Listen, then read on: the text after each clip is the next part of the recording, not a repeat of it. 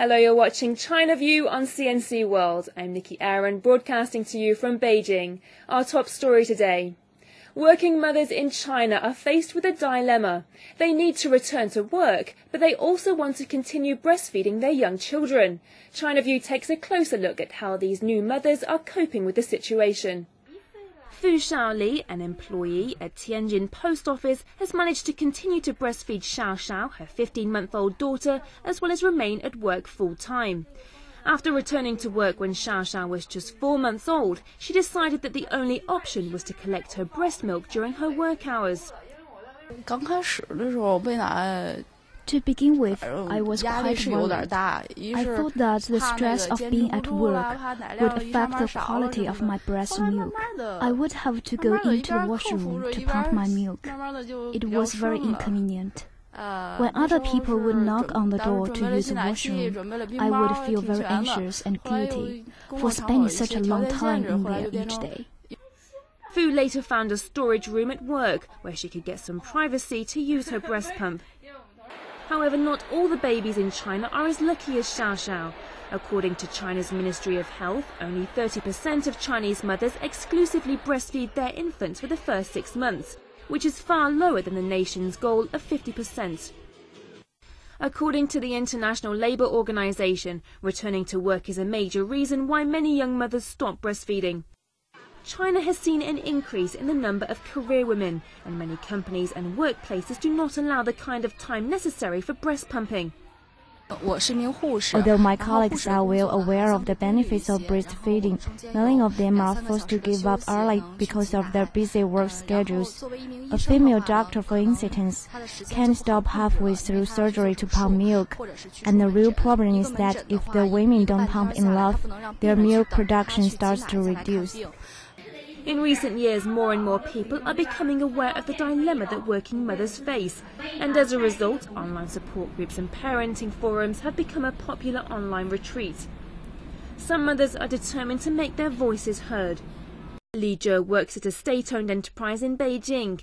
She's made a difference by approaching her manager and convincing him to provide a special breastfeeding room in their company.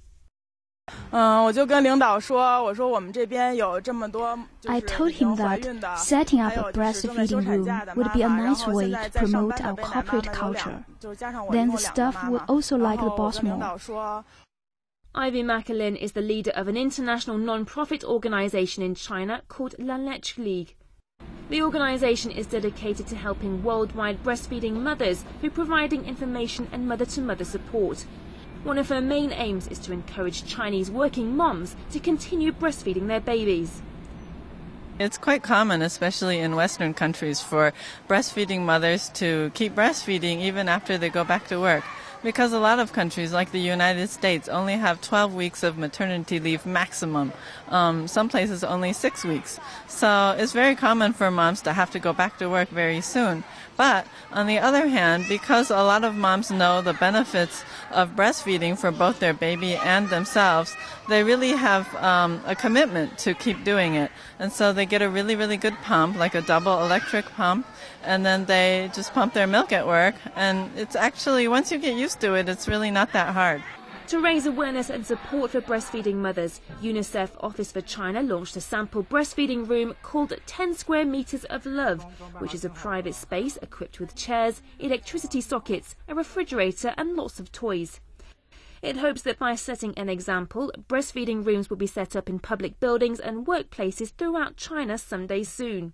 The information is so clear about the benefits, right? Not just the benefits for the baby, but for the mother and for the lifetime. And this is very important for China. We know that breastfeeding is as powerful a prevention for heart disease and diabetes and obesity. And those are the coming health problems for China. If China really gets behind breastfeeding and really promotes it throughout the country, millions and millions, billions of dollars of healthcare costs can be saved, and the lives of the whole population can be improved. Ma Yili is a well-known actress in China. She was appointed special advocate for UNICEF's Breastfeeding Room campaign. As a true believer in the benefits of breastfeeding, she often shares her personal experiences and encourages working mothers to continue breastfeeding. Ma Yili's plight has many fans, as can be seen on her Weibo account, which has more than 26 million followers. After giving birth 5 years ago, Ma Yili breastfed her daughter for 9 months, during which she overcame many difficulties, such as acute mastitis and the inconvenience of pumping and storing breast milk while shooting a movie. Breastfeeding can be carried on after mothers return to work as long as they are dedicated. If the whole of society gives these women more support, working mothers will become more confident in doing that.